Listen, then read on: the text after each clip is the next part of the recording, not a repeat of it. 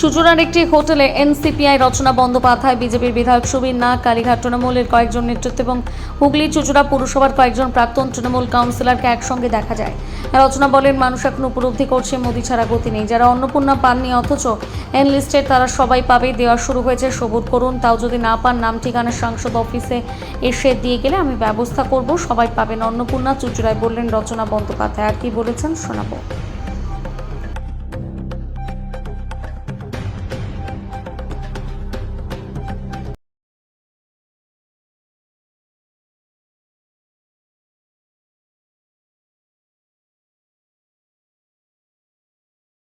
চলছিল, তোমার কি মনে হলো আজকে শুরু হলো? আজ 2 বছর ধরেই তো কাজ করে যাচ্ছি। হ্যাঁ, যৌথ উদ্যোগে কাজের গতি ধারা বৃদ্ধি পেয়েছে এবং আরো ভালো ভালো কাজ হওয়ার সুযোগ হচ্ছে। আপনি এখানে যেটা বলছিলেন যে আমাদের জীবনটা এআই নির্ভর হয়ে যেতে চলেছে, তো তার জন্য স্মার্ট ক্লাসরুমের যে প্রয়োজন, অনেক শিক্ষক শিক্ষিকা এসছেন দেখলাম, কি বলবেন, মানে ভবিষ্যৎটা কি? দেখুন, এখন জেনজি যা হচ্ছে, চারিদিকে যেরকম হচ্ছে এবং তথ্য প্রযুক্তি যেভাবে এগিয়ে যাচ্ছে, তাতে আমাদের এআই এর যুগ, চ্যাটজিপিটির যুগ এসে গেছে। তো সেখানে আজকে স্মার্ট ক্লাসরুম, ইন্টারনেটের চালিত ক্লাসরুম, ডিজিটাল লাইব্রেরি, এগুলো ভীষণ প্রয়োজন এসে গেছে। তো সময়ের সাথে সাথে তাল মেলাতে গেলে বিভিন্ন বড় বড় শহরে যে জিনিসগুলো ছেলেমেয়েরা পাচ্ছে, যে প্রযুক্তির দিয়ে তারা এগিয়ে যাচ্ছে, জীবনে বড় হতে পারছে, স্কুলের ভেতরে এই সব রকম ফেসিলিটি নিয়ে তারা পড়াশোনা করছে এবং নিজেদের সমৃদ্ধ করছে, সেখানে আমার জেলা কেন পিছিয়ে থাকবে? তো আমি আজকে নয়, আজকে তো আমার সাথে শুভেন্দু অধিকারী সরকার সাপোর্ট দিচ্ছেন, আমি অত্যন্ত খুশি তার জন্যে। কিন্তু এর আগেও যখন আমি জিতে আসলাম লোকসভা সিটে, তখনও কিন্তু এসে আমি, আপনাদের মনে আছে হয়তো, আমি প্রথম জিনিস বলেছিলাম যে আমি শিক্ষা এবং আমি স্বাস্থ্য নিয়েই কাজ করব। আমার তখনও ইচ্ছে ছিল যে আমি আমার স্কুলগুলোকে আরো কি করে উন্নত মানের করি, যাতে কারোর কোনো বাচ্চা যাতে কোনো অসুবিধা না হয়, কোনো স্কুলের ইনফ্রাস্ট্রাকচার যেন খারাপ না হয়। কিন্তু আপনারা সবাই জানেন যে আমাদের সাংসদ তহবিলের অর্থ অত্যন্ত সীমিত। তার মধ্যে আমাদের 7টি বিধানসভায় সেটা ভাগ করতে হয়। তার মধ্যেও আমি যতটা চেষ্টা করি করার, আমি সেটা করার চেষ্টা করছি। কিন্তু আমার সেটাই মাথায় ছিল যে আমি যেরকম স্বাস্থ্য নিয়ে কাজ করছি, যেরকম আমার মাথায় ইমামবাড়া হাসপাতাল রয়েছে এবং তার জন্য আমার কাজ শুরু হয়েছে, যেরকম পান্ডুয়া হাসপাতালের জন্য আমি কাজ আগামী দিনে করবো, আরো অনেক বড় বড় কাজ ইচ্ছে আছে করার, ঠিক সেরকম ভাবেই আমার স্কুল কলেজের স্মার্ট ক্লাসরুম বলুন, ডিজিটাল লাইব্রেরি বলুন, তাছাড়াও ইনফ্রাস্ট্রাকচার, ওভারঅল স্কুল কলেজের ইনফ্রাস্ট্রাকচার আমাকে পাল্টাতে হবে। সেখানে শৌচাগার থাকতে হবে, ছেলে মেয়েদের আলাদা হতে হবে এবং সেগুলোর মেনটেনেন্স ভালো হতে হবে। তার সাথে স্মার্ট ক্লাস তো ডেফিনেটলি, বিকজ আজকের এই তথ্য প্রযুক্তির যুগে স্মার্ট ক্লাসরুমের ভীষণ প্রয়োজন এবং সেটা চালানোর জন্যে যেই প্রসিডিয়ার্স দরকার, যেগুলো জানা দরকার মানুষের, সেগুলোর একটা ব্যাখ্যা দেওয়ার জন্যেই কিন্তু আজকে শিক্ষক শিক্ষিকাদের আমাদের এখানে ইনভাইট করা হয়েছিল এবং তাদেরকে বোঝানোর চেষ্টা করা হলো প্রজেকশনের মাধ্যমে যে কিভাবে তারা এগোবেন এবং আগামী দিনেও যদি তাদের আবার প্রয়োজন হয়, তাদেরকে আবার আমরা ব্রিফিং দেবো, আবার আমরা এরকম ধরনের মিটিং অ্যারেঞ্জ করবো, যাতে আমার 7টি বিধানসভার স্কুলের ছাত্রছাত্রীরা উপকৃত হয়। খুবই সময় উপযোগী। এটা যে যার নিজস্ব মতামত, সে তার নিজস্ব মতামতে, সে তার চিন্তা ভাবনাতে কি ভেবে বলেছেন, সেটা তার প্রেরোগেটিভ। আমি সে ব্যাপারে কোনো মন্তব্য করতে চাই না, সেটা নিয়ে আমি মানে ওনার ছেলের নাতির নাম তৈমুর বলে সমীর ভট্টাচার্য কটাক্ষ করেছে নাকি, যে যার নাতির নাম তৈমুর সে কি করে এই কথা বলে? আমি এটা নিয়ে কোনো মন্তব্য করতে চাই না। সমীরদা যেটা বলেছেন, সমীরদা অত্যন্ত সুবক্তা এবং তিনি যেটা মন্তব্য করবেন সেটা ভেবেচিন্তেই করবেন। অন্নপূর্ণা যোজনাকে নিয়ে পরিকল্পনা বা যারা পাচ্ছে না, বিক্ষোভ হচ্ছে বিভিন্ন জায়গায়। এখন যারা এনটাইটেল, যারা এনলিস্টেড অন্নপূর্ণা যোজনার জন্য, তারা সবাই পাবেন এবং সিএম নিজে আমাদের এই বার্তা দিয়েছেন যে আমাদের সার্ভে করতে হবে এবং যারা এনলিস্টেড, তারা যারা পাচ্ছেন না অন্নপূর্ণা যোজনা, তারা যদি তাদের নাম নথিভুক্ত করেন এমপি অফিসে এসে, তাদের প্রত্যেককে দেওয়া হবে। এরকম একজনও থাকবে না যারা এনলিস্টেড তারা পাবে না, এটা হতে পারে না, সবাই পাবেন, পাইতে বাধ্য। হয়তো টাইম লাগছে কারণ শুরু হয়েছে দেওয়া, ধীরে ধীরে প্রসেস এগোচ্ছে, বাট পাবেন সবাই। বলাগড়ের যে হাসপাতাল, গ্রামীণ হাসপাতাল, সেই হাসপাতালের নাম পরিবর্তন করে শ্যামাপ্রসাদ মুখোপাধ্যায় হাসপাতাল করা হয়েছে, নীল সাদা রং পরিবর্তন করে গেরুয়া সাদা করা হয়েছে। তো কি আছে, ভালো তো, অসুবিধা কি আছে, ভালো তো। এতদিন নীল সাদা ছিল, এখন গেরুয়া সাদা, তো অসুবিধা কি আছে? দীর্ঘদিনের নাম, সেই নামটি বলতে দেওয়া হলো। যার নাম দেওয়া হয়েছে তিনিও যথেষ্ট সম্মান, তার নাম কেন থাকবে? নিশ্চয়ই স্মার্ট ক্লাস তো করছেন, স্কুলগুলো কি ডেভেলপ হবে? স্কুলের দেখুন, সব দায়িত্ব তো একা সাংসদের হতে পারে না, অনেক অনেক অনেক মানুষের দায়িত্ব আছে সেখানে, বিধায়কেরও দায়িত্ব আছে, সাংসদেরও দায়িত্ব আছে, এবং আরো সবাই মিলিতভাবে করতে হবে। আমি একা যদি সব দায়িত্ব নিয়ে নেবো তাহলে তো আমি আর অন্য কোনো কাজ করতে পারবো না। সাংসদ তহবিলের অর্থ দিয়ে অনেক কাজ করা যায়, আমার অনেক স্বপ্ন আছে, অনেক কিছু করতে হবে, কিন্তু শুধু আমি একা দায়িত্ব নিয়ে কত কাজ করতে পারি। শিক্ষা তো দেখছেন, কিন্তু এখানে শহর, সদর শহর, বেহাল দশা, রাস্তাঘাট ঠিক নেই, কোনো কিছু ইনফ্রাস্ট্রাকচার ঠিক নেই, কি বলবেন এটা নিয়ে? দেখুন, যে জায়গার রাস্তার অবস্থা খুব খারাপ সেখানকার বিধায়কদের একটু তাকাতে হবে। সাংসদ তো নিশ্চয়ই আছে, কিন্তু আমি যদি আমার যে লিস্ট অফ ওয়ার্ক, আমি যেগুলো ভেবে রেখেছি, আমার যেগুলো স্বপ্ন আমার বিধানসভায়, সেগুলো পূরণ করতে করতেই আমার অর্থ শেষ হয়ে যাচ্ছে। আমি যদি এখন রাস্তার দিকে আবার তাকাই তখন আমি জানি না কোনটা ছেড়ে আমি কোনটা করব। তবে আমি না বলছি না, আমার সাথে বিধায়করাও আছেন, আশা করি তারাও নিশ্চয়ই সেই রাস্তা দিয়ে তারাও যাচ্ছেন, বাকি মানুষদের মতন তারাও নিশ্চয়ই দেখছেন যে বেহাল অবস্থা রাস্তা, নিশ্চয়ই সেগুলো পরিবর্তন হবে এবং খুব শীঘ্রই সেই কাজ শুরু হবে। মেনলি আমাদের বলেছিলেন কয়েকটা মানে আমাদের যে হুগলি লোকসভার মধ্যে যে সমস্ত উচ্চ বিদ্যালয়গুলো আছে সেই উচ্চ বিদ্যালয়গুলোর মান উন্নয়ন ঘটানোর জন্য এবং অত্যাধুনিক প্রযুক্তিতে শিক্ষা ব্যবস্থা যাতে ঘটানো যায়, সেই জন্য আমাদের হুগলি লোকসভার সাংসদ তিনি ডেকেছিলেন সমস্ত স্কুলগুলোকে। আমি একজন স্কুলের শিক্ষক হিসাবে, মানে আমি একজন শিক্ষা অনুরাগী হিসাবে এখানে এসেছিলাম, অনেক পরিচিত দেখলাম মাস্টারমশাই এসেছে, তাদের সাথে কথা হয়েছে। যাই হোক, এইভাবে যদি আমাদের সাংসদ যদি আমাদের শিক্ষার মান যদি যেমন ভাবে হোক, তিনি যদি অত্যাধুনিক প্রযুক্তির মাধ্যমে যদি উন্নতি ঘটাতে চান, নিশ্চয়ই স্বাগত।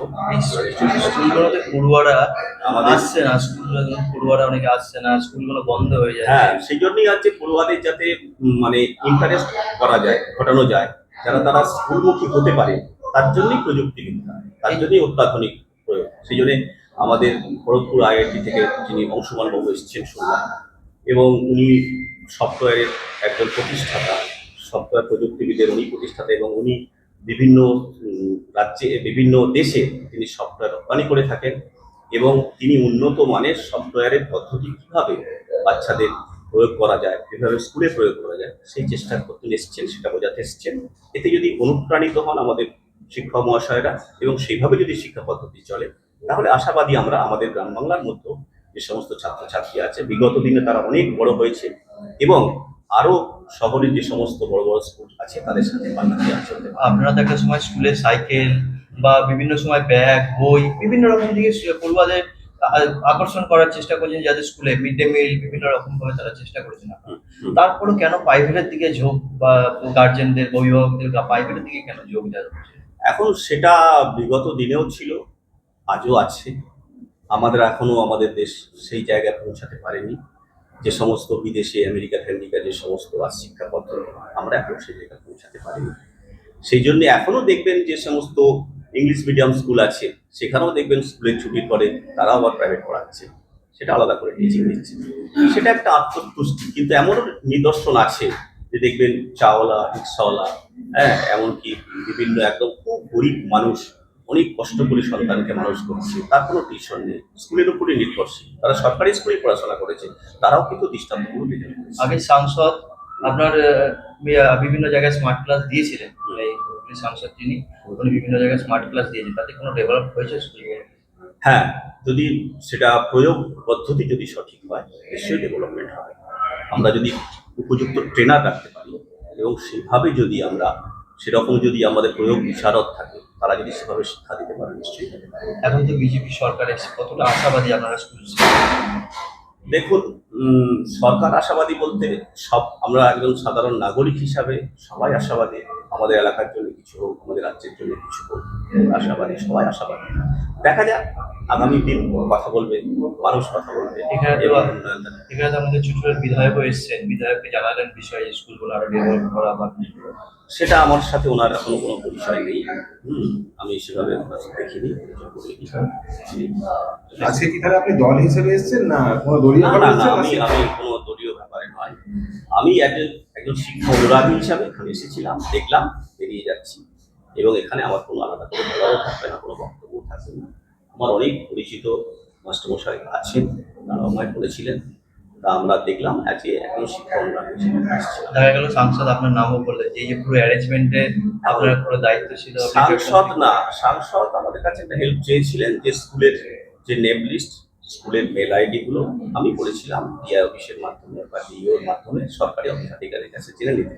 সেই জন্য আমি সাংসদের বিয়েকে বলেছিলাম এই জায়গা থেকে আপনারা জানলে তখন সেগুলো জেনে নিতে পারবেন, সেভাবে আয়োজন করেছিলেন, এলাম। এবং সাংসদের ব্যাপারটা হচ্ছে তিনি ব্যক্তিগতভাবে হয়তো আমাকে ভালোবাসেন, শ্রদ্ধা করেন, সেটা এখানে আমাদের কোনো রকম দলীয় এ নেই। এটা দীর্ঘদিন ধরেই এমপি আমাদের হুগলির সাংসদ রচনাদি অনেকবারই আমাকেও বিভিন্ন আমাদের এই বিধানসভার স্মার্ট ক্লাস করবার জন্য উনি খুব উৎসুক ছিলেন। তো এবার দেখা যাচ্ছে যে আমার বিধানসভায় এই ডেভেলপমেন্টটা প্রয়োজন। প্রচুর স্কুল আমাকে হেডমাস্টাররা বলেছেন যে স্মার্ট ক্লাস যদি ব্যবস্থা করা যায়। উনি আমাকে বলেছিলেন যে এরকম স্মার্ট ক্লাস আমাদের বিধানসভায় যা লাগবে সেটা একবার দেখে দিন। আমি ওনাকে 8খানা স্কুলের লিস্ট দিয়েছি যারা ইতিমধ্যেই এইটার ওপর খুব ইন্টারেস্টেড।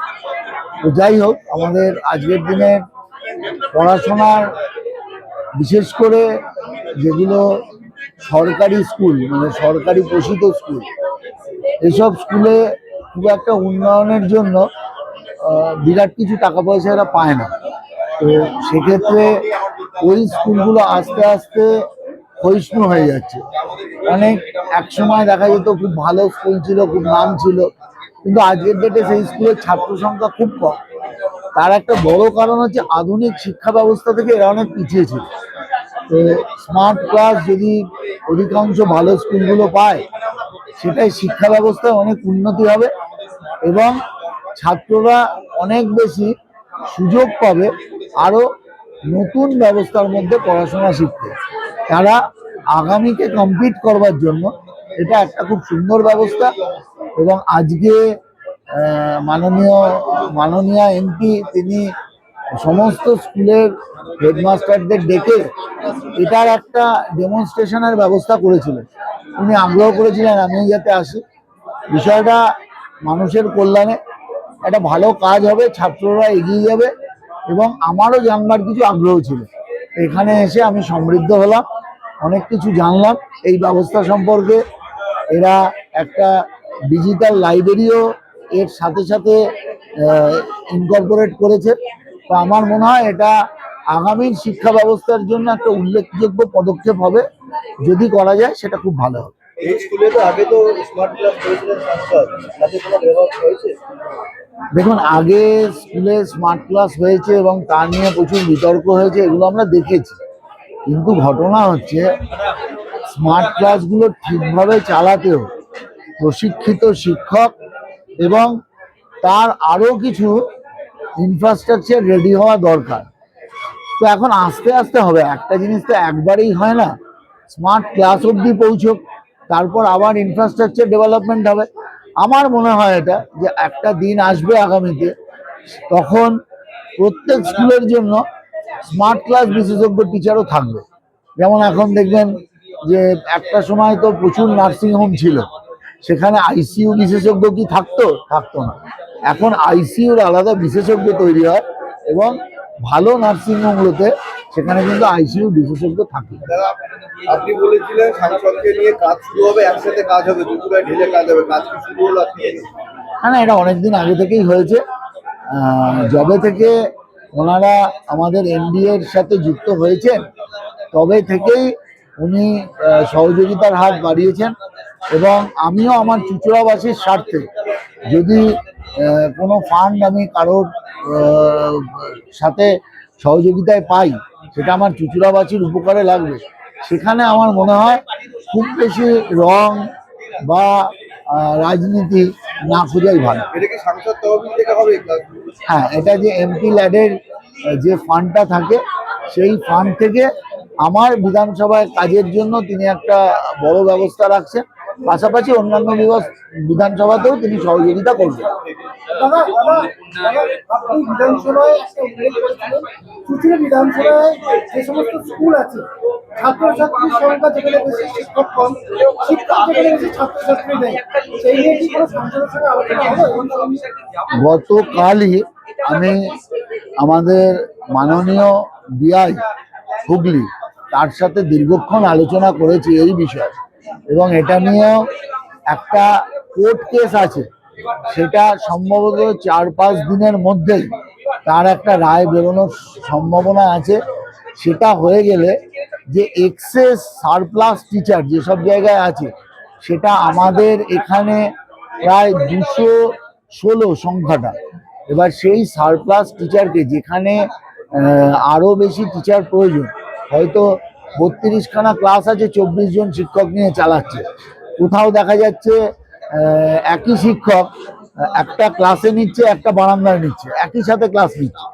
তো সেই সারপ্লাস টিচারগুলো আমরা যদি যেখানে নেই সেখানে প্রোভাইড করতে পারি, তাহলে ছাত্রদের অনেক উপকার হবে। দেখুন, একটা কথা আমি বিধানসভাতেও বলেছি, আপনাদেরও বলতে চাই, আমূল শিক্ষা ব্যবস্থার পরিবর্তন দরকার। গত 15 বছরের শিক্ষা ব্যবস্থাকে এমন জায়গায় নিয়ে যাওয়া হয়েছে যে মানুষ জানে যে ওই স্কুলে যারা শিক্ষকতা করছেন তাদের যোগ্যতা অনেক বেশি, তবুও তাদের থেকে কম যোগ্যতা সম্পন্ন প্রাইভেট স্কুলে অনেক বেশি পয়সা দিয়ে নিজের ছেলেমেয়েদের পড়াচ্ছেন। কারণ একটাই, বাবা মা চায় যে ছেলের স্কুলে একটা গুরুত্ব থাক, তাদের পড়াশোনাটাই গুরুত্ব থাক। আজকে নানাভাবে এই শিক্ষা ব্যবস্থাকে ব্যবসায় পরিণত করবার জন্য আগের সরকার শিক্ষা ব্যবস্থাকে পঙ্গু করতে চেয়েছে। আমরা আশা রাখছি আমাদের সরকার চেষ্টা করছে, আমরা যে সরকার পোষিত শিক্ষা ব্যবস্থা ছিল সেটাকে ঢেলে সাজাতে চাই, এবং যে স্কুলগুলো আস্তে আস্তে ক্ষয়িষ্ণু হয়ে গেছে, অনেক জায়গায় দেখবেন, মানে যেটা আমি এই কদিনে ফিল করেছি, প্রাইমারি স্কুল হাই স্কুল একই সাথে আছে। প্রাইমারির ছুটি হয় 10টা 15, তাদের বেরোতে বেরোতে 10:30 বেরিয়ে যায়, আবার 10:30টার মধ্যে হাই স্কুল শুরু হয়। সেখানে দুই পক্ষের মধ্যে বিরাট গন্ডগোল থাকে। আমি এ প্রস্তাব দিয়েছি যে যেখানে যেখানে অনেক প্রাইমারি স্কুল আমার শহরে বড় স্কুলের পাশাপাশি আছে, যেগুলো ব্র্যান্ডেড নয়, সেখানে 10টা পর্যন্ত ছাত্র নেই, সেই সব জায়গায় বড় ব্র্যান্ডেড স্কুলকে আমরা যদি ব্যবহার করতে দেই, সেক্ষেত্রে প্রাইমারি শিক্ষা এবং সেকেন্ডারি শিক্ষা দুটোর পক্ষেই সুবিধা হবে। যে কটা এখন পর্যন্ত হাতে গোনা ভালো স্কুল আছে, যাদের ইনফ্রাস্ট্রাকচার বড়, আমার প্রস্তাব আছে যে তাদেরকে সম্পূর্ণ সহযোগিতা করে, তাদেরকে ডিসিপ্লিনড ওয়েতে এবং খুব সুপরিকল্পিতভাবে সেই স্কুলগুলোকে বাঁচিয়ে রাখা হোক। না হলে এই যে আমাদের এত শিক্ষক দেখছেন, হেডমাস্টার এসছেন, যারা এসছে আজকে, যারা স্কুলে পড়াচ্ছেন, একটা দিন আসবে সরকার পোষিত স্কুল বলে আর কিছু থাকবে না যদি এভাবে চলতে থাকে। আজকে যেভাবে প্রাইভেট স্কুলের দৌরাত্ম যেভাবে বাড়ছে, সেখানে দেখুন একটা সরকারি স্কুলে MA BEd পাস করা শিক্ষক, সে কিনা শুধুমাত্র দেখা যায় যে ওই মিড ডে মিল আর বিভিন্ন সময় ভোটের কাজ, এই কাজ ওই কাজে ব্যস্ত থাকে। আমার মনে হয় এটা একটা ভ্রান্ত নীতি। যারা এত পয়সা দিয়ে যেসব টিচারকে সরকার দিচ্ছে, তারা শিক্ষকতা না করে অন্য কাজের সাথে বেশি যুক্ত থাকছে, এবং তারা প্রাইভেট টিউশনিতে মন দেয়। তারা আগের ব্যবস্থায় তারা স্কুলের শিক্ষাতে মন দিত না বলে আজকে এই পরিস্থিতি হয়েছে। এই ব্যবস্থার সম্পূর্ণ পরিবর্তন দরকার, এবং আমার প্রস্তাব এটা সরকারের কাছে যে কোনো ভাবে হোক, এই যে স্কুলে যারা সেন্সাসে যুক্ত হচ্ছে স্কুলের শিক্ষকরা, এগুলো কোনো এজেন্সির মাধ্যমে হোক, যাতে শিক্ষা ব্যবস্থায় এই যে ত্রুটিটা হচ্ছে যা ছেলের বাবা মা ভাববে যে আমার স্কুলের শিক্ষকরা অর্ধেক দিন অন্য কাজে ব্যস্ত থাকবে, তাদের পড়াবে না, আর সেই স্কুলে না গিয়ে বেশি পয়সা খরচা করে কম ডিগ্রিওয়ালা শিক্ষকদের কাছে তারা পড়াচ্ছে। অতএব এটা খুব বেদনাদায়ক অধ্যায়, এর পরিবর্তন দরকার। আমিও এটা নিয়ে সরব, আমিও আমার নেতৃত্বকে বিভিন্নভাবে জানানোর চেষ্টা করছি, তারাও অনেক পর্যালোচনা করছে। আজকে আমাদের যে সিলেবাস এত দুর্বল, আজকে যদি এপাং ওপাং ঝপাং স্কুল বইয়ে অন্তর্ভুক্ত হয়, সেই শিক্ষা ব্যবস্থায় কে ছেলেকে স্কুলে পড়াবে? আজকে সিবিএসইর সাথে সমতুল্য শিক্ষা ব্যবস্থা করতে হবে, যাতে আগামী দিন আমাদের ছেলেমেয়েরা সারা ভারতবর্ষের সমস্ত বিষয় কমপ্লিট করতে পারে। আর যদি তারা করতে না পারে, তাহলে তারা আবার ওই রকম প্রাইভেট স্কুলের দিকে যাবে, আর আমাদের সরকার পোষিত স্কুলগুলো মার খাবে। এটা আমাদের ভাবতে হবে। শিক্ষা ব্যবস্থার আমূল পরিবর্তন চাই, এবং এই স্ট্রাকচারাল ডেভেলপমেন্ট যেটা আছে এটাকেও একদম মানে খুব চিন্তা ভাবনা করে এটারও দরকার। স্কুলে প্লাস্টার খসে পড়ছে, রং নেই, আপনি একটা ভালো স্কুলে কি করে ছেলে মেয়েকে পাঠাবেন? আপনার তো সবসময় ভয় থাকবে যে ওই প্লাস্টারটা খসে যদি তার মাথায় পড়ে। আজকে এরকম পরিস্থিতি যদি পরিবর্তন না হয়, তাহলে আমরা আর সেই দিনগুলোকে ফিরে পাবো না, যেখানে শিক্ষক আর ছাত্র এই যে গুরুকুলের একটা পরিস্থিতি ছিল, সেটা সম্পূর্ণ হারিয়ে যাবে। শুধুমাত্র শিক্ষাকে ব্যবসায় পরিণত করবার যে চেষ্টা চলছিল, আমরা তার তীব্র বিরোধী।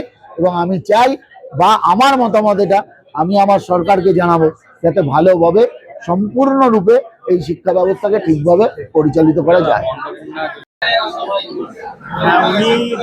উনি লোকসভার জনপ্রতিনিধি, স্কুল ডেভেলপমেন্ট বা স্কুলগুলোকে নিয়ে একটা ডেভেলপমেন্টের কথা ভাবছেন, এটা খুবই পজিটিভ।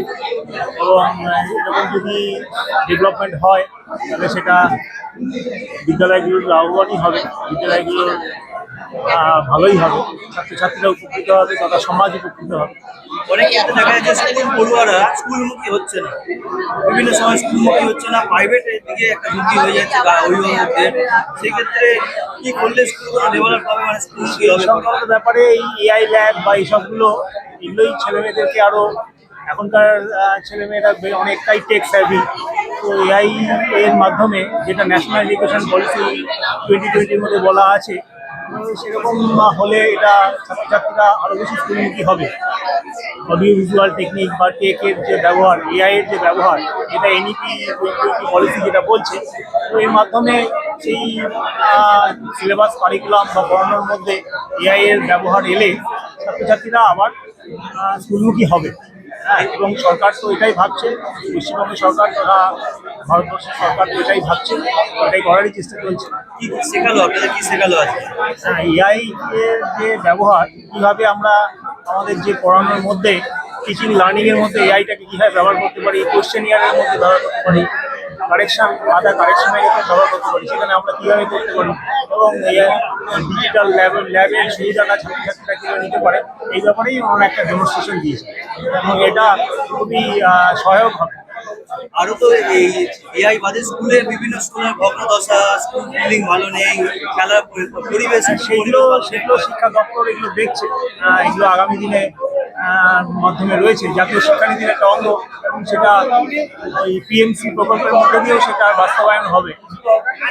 সেগুলো কি জানালেন সাংসদকে, জানাবেন বা লিখিতভাবে কিছু? হ্যাঁ, উনি জানতে চাইছেন, উনি তো জনপ্রতিনিধি, আর তো জনপ্রতিনিধি উনি জানতে চাইছেন, আমরাও জানাবো।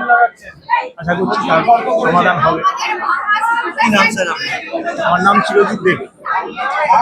তোমাদের এটাও বলি যে আজকে যেমন আমার আজকে এই অনুষ্ঠানটি ছিল শিক্ষক শিক্ষিকাদেরকে নিয়ে, তার সাথে কিন্তু আমার আজকে ডিএম এর সাথেও কথা হয়েছে ফোনে। উনি অসুস্থ, তাই জন্য উনি অফিসে আসেননি, আমি ওর সাথে ফোনে কথা বলেছি যে আজকে পৌরসভার কর্মীরা প্রায় 3 মাস হয়ে গেল বেতন পাচ্ছে না।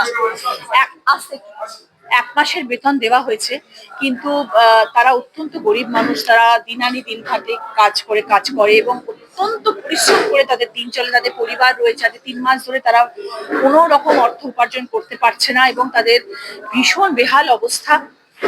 খুব তাড়াতাড়ি যাতে তাদের বেতনটা দিয়ে দেওয়া হয়, সেটার জন্য আমি অনুরোধ করেছি ডিএম সাহেবকে। এবং পুজো আসছে, তাদের একটা বোনাস পাওয়ার ব্যাপার আছে, দুর্গাপুজোর কেনাকাটা করার ব্যাপার আছে। তো কারণ তাদেরকে ছাড়া কিন্তু আমাদের জীবন বেহাল। পৌরসভার যারা কর্মী, যারা রাস্তায় দাঁড়িয়ে কাজ করে, রোদ ঝড় জল বৃষ্টিকে উপেক্ষা করে তাদের ছাড়া আমাদের একটা মুহূর্ত দিন চলবে না। একদিন যদি তারা না আসে, আমাদের ঘরের সামনে আবর্জনা পড়ে থাকবে, আমরা সেখানে টিকতে পারবো না। তাদের ছাড়া আমাদের জীবন দুর্বিষহ। তো তাদের যেন খুব তাড়াতাড়ি তাদের ডিউজটা ক্লিয়ার করে দেওয়া হয়, এটা জন্য আমি রিকোয়েস্ট করেছি ডিএম সাহেবকে, উনিও বলেছেন আমি নিশ্চয়ই দেখবো।